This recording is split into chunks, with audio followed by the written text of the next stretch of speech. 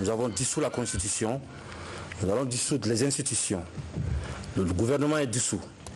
La fermeture des frontières terrestres pendant une semaine encore. Vous n'êtes pas torturé, non? Est-ce qu'on vous a dit?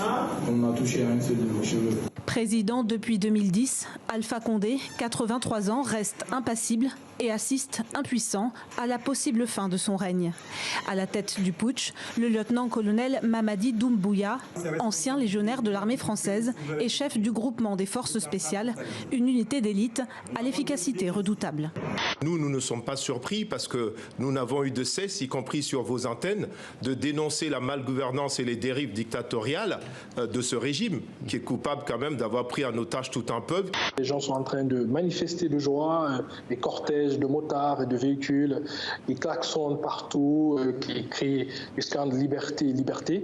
L'unité qui est en train de faire le coup d'État, c'est l'unité la plus équipée et la mieux formée de l'armée. Donc je vois mal le reste de l'armée qui n'a pas participé au putsch s'opposer à cette unité. Il n'y a personne dans les rues. Franchement, j'ai un peu peur. Je ne vous mens pas, j'ai un peu peur.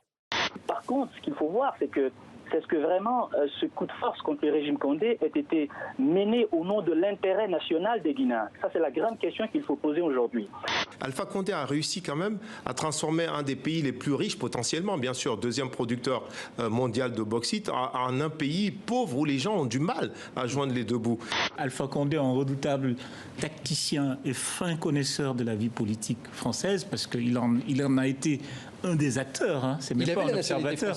Nationalité française, il a milité avec Kouchner, il était membre, très proche de la gauche des socialistes français, etc. Donc c'est un fin connaisseur de la vie politique. On a tenté d'avoir la réaction de Bernard Kouchner et de François Hollande qui n'ont pas voulu réagir justement à cette information. Ouais. Des spectateurs peuvent penser des choses radicalement différentes en voyant la même scène. Oui. Et se faire avoir des doutes et se faire des opinions différentes. Et ça, j'aime beaucoup que le spectateur puisse être vraiment actif, quoi, dans cette enquête. J'ai des doutes sur le crash. Il y a un problème avec la boîte noire. Elle a été falsifiée. Vous avez intérêt à avoir raison.